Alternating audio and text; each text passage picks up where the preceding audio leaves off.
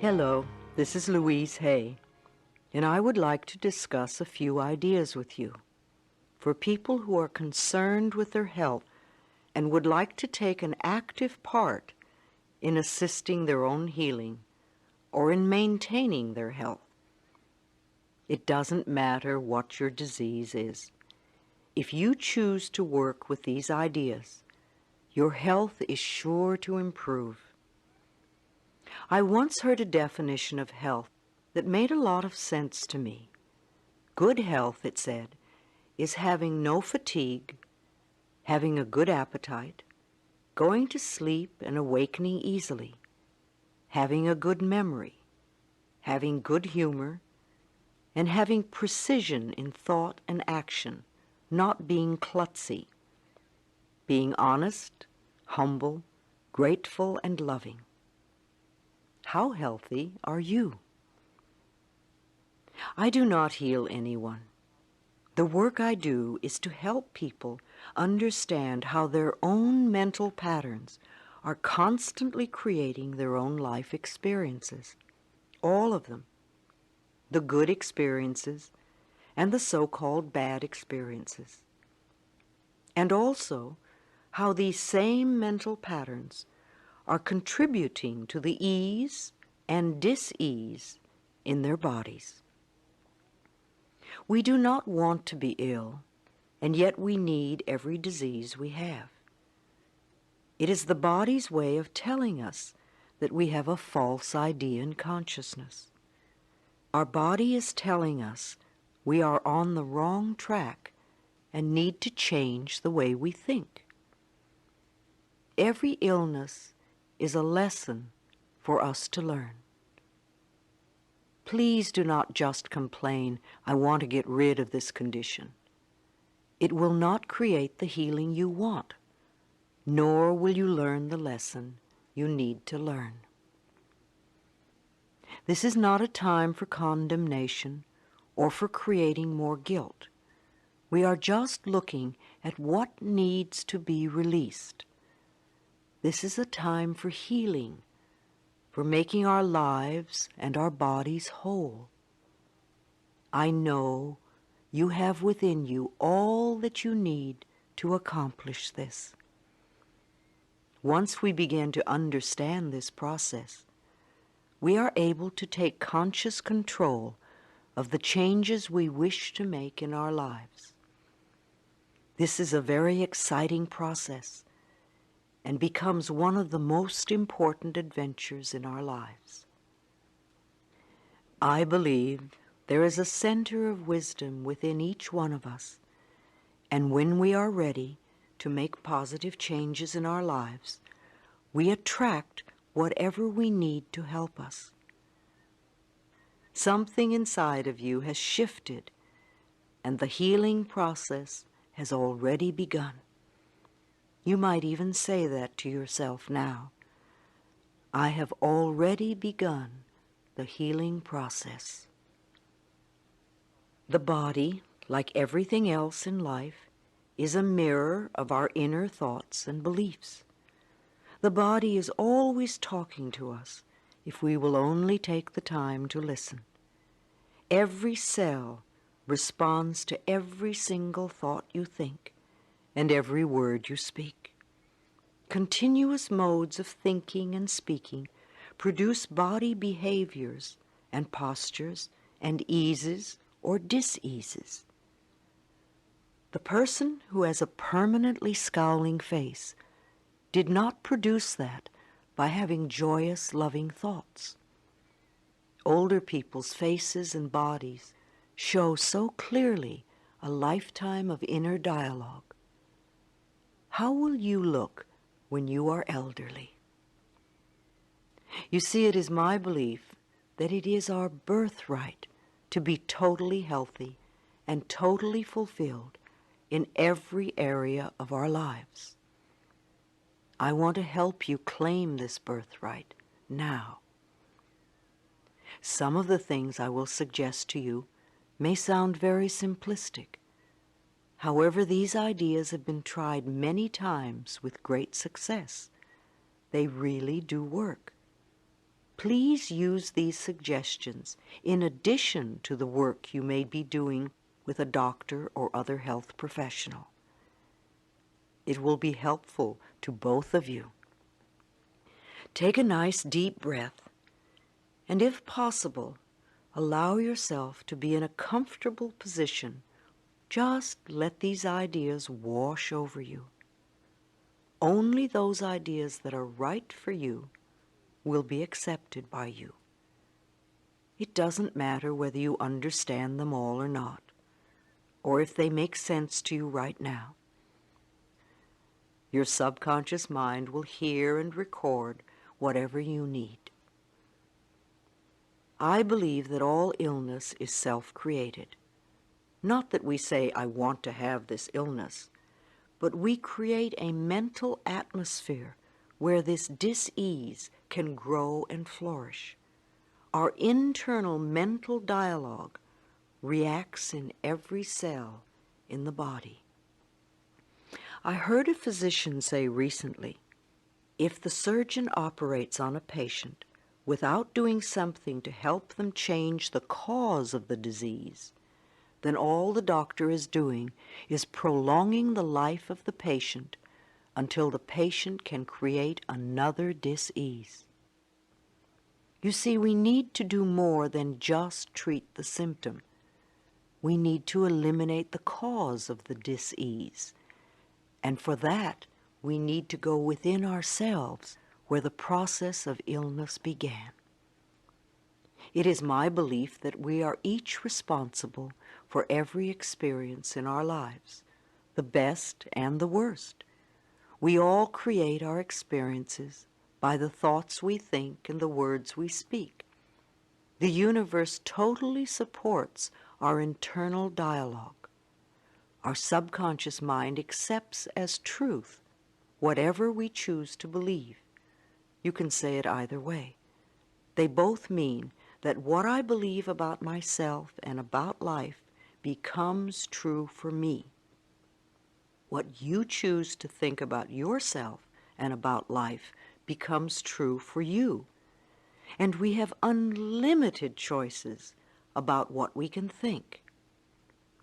When we are very little, we learn how to feel about ourselves and about life by the reactions of the adults around us.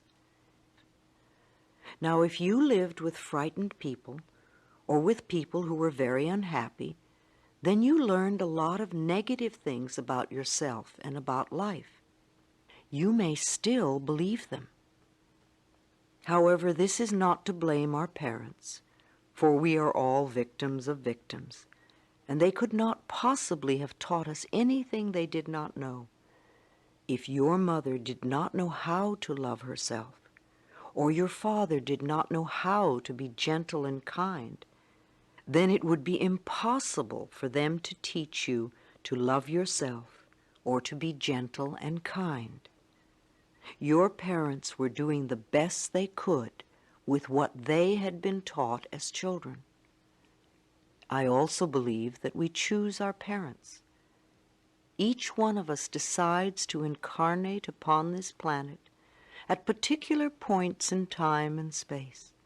I believe we do this because we have chosen to come here to learn a particular lesson that will advance us upon our spiritual, evolutionary pathway. We choose our sex, our color, our country, and then we look around for the particular set of parents who will mirror the pattern we are bringing in to work on in this lifetime. Often when we grow up, we point our fingers accusingly at our parents and whimper, "You did it to me." But really, we chose them because they were perfect for what we wanted to work on overcoming. As very little children, we learn our belief systems, and then we move through life creating experiences to match our beliefs. Look back in your own life and notice how often you have gone through the same experience. Well, I believe that you created those experiences over and over because they mirrored something that you believed was true about yourself. It really doesn't matter how long we have had a problem, or how big it is, or how life-threatening it is. The point of power is always in the present moment. This means that what you have experienced during your life and up to this moment, you have created by your own thoughts and beliefs of the past. However, what you are choosing to think and believe and say today, right here and right now, is creating your future. Your current internal dialogue is creating tomorrow, next week, next month, next year, etc. Notice what you are thinking at this moment. Do you want this thought to be creating your future? Is it negative or positive? Just notice and be aware. I'm not trying to create guilt for anyone, nor to make anyone wrong. I am making us aware of what is going on inside of us. Many of us who create illness and dis-ease are in fact totally out of touch with what is going on in our minds and in our bodies. We only notice our bodies when we become ill or are in pain. If we do not know what is going on inside of us, how can we ever change? No matter what the problem is, the only thing we are ever dealing with is a thought, and a thought can be changed. All our experiences are just outer effects of our inner dialogue. Even self-hatred is only hating a thought you have about yourself. You may have a thought that says, I'm a bad person. This thought produces a feeling, and you accept the feeling as true. However, if you eliminate the thought, you won't have the feeling. Thoughts can be changed. Change the thought, and the feeling must go. Believe it or not, we do choose our thoughts. We may habitually think the same thought over and over so often that it does not seem that we are choosing the thought. But we did make the original choice. We can refuse to think certain thoughts. Look how often you have refused to think a positive thought about yourself. Well, you can also refuse to think a negative thought about yourself. It seems to me that everyone on this planet that I know or have worked with is suffering from self-hatred and guilt to one degree or another.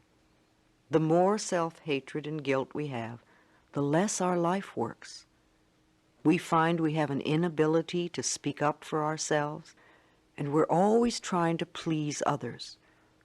Or we may be angry and explosive all the time. The less self-hatred and guilt we have, the better our lives work, on all levels. This includes the health of the body too. It has been my experience that the very bottom line for everyone I have worked with is always, I'm not good enough. And we often add to this, I don't do enough, or I don't deserve. Does this sound like you? Always saying or implying or feeling that you are not good enough. But for whom? And according to whose standards? Now, if these negative beliefs are very strong in you, then how can you possibly create a loving, joyous, prosperous, healthy life? Somehow your subconscious beliefs would always be contradicting you and making sure you do not obtain your goals. I find that resentment, criticism, guilt, and fear cause more problems in our bodies and in our experiences than anything else. These feelings come from blaming others and not taking responsibility for our own lives. You see, if we are all responsible for everything that happens in our lives, then there is really no one to blame. Whatever is happening out there is only a mirror of our own inner thinking. I am not condoning other people's poor behavior, but we must realize it is our beliefs that attract to us people that will treat us in that way. If you find yourself saying, everyone always does such and such to me, criticizes me, ignores me, takes advantage of me, or abuses me, then this is your pattern. There is some thought in you that attracts this behavior. On some internal level, you believe you deserve to be treated this way. Or you treat other people this way, and it is just coming back to you. Whatever we give out, mental, physical, or verbal, will always come back to us. When we no longer think or behave in this way, the other people will change their behavior, or they will go and do that to someone else who believes they deserve it. You will no longer be attracting the experiences you say you do not want. Whether we want to change a life experience or a physical problem, the place to begin is to say so. Literally say, I am willing to release the pattern within me that is creating this experience or this condition. You can say this to yourself over and over every time you think of your illness. Say this with me now. I am willing to release the pattern in me that has created this condition. The minute you say this affirmation, you are stepping out of the victim role. You are no longer helpless. You are acknowledging your own power. You are saying, I may not quite understand it, but somehow I'm beginning to understand that I contributed to creating this problem, and now I take my own power back, and I am releasing it and letting it go. What a powerful statement to have your subconscious mind supporting. As I have said, resentment of others, criticism of ourselves, guilt over the past, and fear of the future are the most damaging mental thought patterns we can have. This kind of internal dialogue creates and maintains dis-ease in the body. These thoughts can destroy the body. Fear can contribute to baldness, ulcers, colon problems, and even painful feet, among other things. Criticism as a permanent habit can often lead to arthritis in the body. Resentment long held eats away at the body and becomes the dis-ease we call cancer. Guilt always looks for punishment and creates pain. Fear comes from not trusting the process of life to be there for us. You know, the most precious thing in our life is our breath. If you did not take another breath, you would not last 3 minutes. Yet you have such faith that your next breath will be there that you don't even think about it when you exhale. Now, if the power that created us has given us enough breath to last for as long as we shall live, can we not begin to trust that the rest will also be provided for us? The next time you are frightened, think about the abundance of air and say, I trust the process of life to take care of me. Whenever someone is in pain, I know they have created a lot of guilt for themselves. Chronic pain comes from unrelenting guilt, often so buried that we're not even consciously aware of it anymore. This guilt must be dissolved before the pain can be eliminated.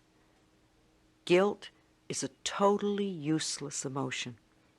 It never makes anyone feel better, nor does it change a situation. Your sentence is now over. Let yourself out of prison. Anger combined with guilt often contributes to accidents. The degree of physical damage lets us know how severely we felt we needed to be punished and how long the sentence. Where this pain occurs in the body gives us a clue to which area of life we feel guilty about. Critical people often attract a lot of criticism because it is their pattern to criticize. They are often cursed with perfectionism, the need to be perfect at all times in every situation. Do you know of anyone on this planet who is perfect? I do not. Why do we set up standards that say we have to be super person in order to be barely acceptable? That is such a heavy burden to carry. When I was a little girl, I had a very difficult childhood. My parents divorced when I was 18 months. I was raped when I was 5. I became a battered child and grew up in the Depression. My mother was very much a victim, and my stepfather constantly expressed his own brutalized childhood. I grew up having a lot of resentment. I had to create cancer in my own body before I was willing to begin to release that resentment. I am certainly not condoning the behavior of any of the people who mistreated me. However, for me to spend a lifetime of just running the old movie, feeling blame and anger and resentment, is not doing me any good in the present moment. I learned that resentment only eats away at me, and it did. In my case, holding on to old blame and feeling resentment for all that they did to me helped to create my dis-ease. Releasing and forgiving and letting go helped me to heal myself. The past is over and done. We cannot change that now. We can change our attitude toward the past and our thoughts about the past. How foolish it is for us to punish ourselves in the present moment because someone else hurt us in the long ago past. It's not worth it. I often say to people who have deep resentment patterns, please begin to dissolve the resentment now when it is relatively easy. Don't wait till you're under the threat of a surgeon's knife and you have to cope with panic too. It is vital that we release foolish, outmoded, or negative ideas and beliefs that do not support us and nourish us. Our concepts of ourselves and of life and of God must support us, not negate us. No matter what our disease, if we choose to believe that we are helpless victims and that it is all hopeless, then the universe will support us in that belief and we'll just go down the drain. When people come to me with a problem, I don't care what it is, poor health, lack of money, unfulfilling relationships, or stifled creativity, there is only one thing I ever work on, and that is loving the self. I have found that when we really love and accept and approve of ourselves exactly as we are, then everything in life flows. It's like little miracles are everywhere. Our health improves, we attract more money, we have better relationships, we begin to express ourselves in creatively fulfilling ways. I often ask people to look in the mirror and say, I love and accept myself exactly as I am. When they can't do it, or won't do it, or find it painful or silly, then I know they are killing themselves with their own critical thoughts. Do this exercise in a mirror. See what comes up in your mind. Notice how you feel. This may be the center of your problem. Resenting, criticizing, or fearing others, and not being willing to love and accept yourself. When we won't love ourselves, it just means that we are still believing the old limitations that someone taught us many years ago. Usually that person was someone who did not know how to make their own life work. But remember, your limiting beliefs are only thoughts, and thoughts can be changed. Let's change them now. The only thing you ever have control over is your current thought. Loving ourselves, to me, begins with never, ever, ever criticizing ourselves for anything. Criticism only locks us into the very pattern we are trying to change. Understanding and being gentle with ourselves helps us move out of it. After all, you've been criticizing yourself for years, and it hasn't worked. Let's try approving of yourself and see what happens. Self-approval and self-acceptance, right here and right now, are the keys to positive changes. It is also important that we release the past and be at least willing to forgive. Love is always the answer to healing and health, and the road to love is through forgiveness. It is imperative for our own healing that we release the past and forgive everyone. We may not know how to forgive, and we may not want to forgive. But because we say we are willing to forgive, we begin the healing process. We do not have to know how to forgive. All we need to do is to be willing to forgive. The universe will take care of the hows. The Course in Miracles says that all dis-ease comes from a state of non-forgiveness, and that whenever we are ill, we need to look around to see who it is that we need to forgive. I know that the very person you find it hardest to forgive is the one you need to let go of the most. Forgiveness means giving up, letting go. It has nothing to do with condoning behavior. It's just letting the whole experience go and coming into the present moment. We understand our own pain so well. How hard it is for most of us to understand that they were also in pain and doing the best they could with the understanding and awareness and knowledge they had. In order to heal ourselves, we need to be willing to change our thinking, to forgive others, and to learn to love and accept ourselves more. When we refuse to be willing to love ourselves, then we are denying ourselves our own healing. Self-acceptance and self-approval in the now are the keys to positive changes in our future. One of the ways in which we unknowingly deny ourselves love is to make ourselves wrong, to be critical of what we do or do not do. Even using the word should limits you, and removing it from your vocabulary will make a great difference in your life. It certainly has in mine. Let's take the word should and discard it forever, never to be heard of again. Should is a word that makes a prisoner of us. Every time we use should, we are either making ourselves wrong or making someone else wrong. We are in effect saying not good enough, or you have failed, or you are going to fail, or just wrong. Begin to listen to how often this word is used and how crippling it is.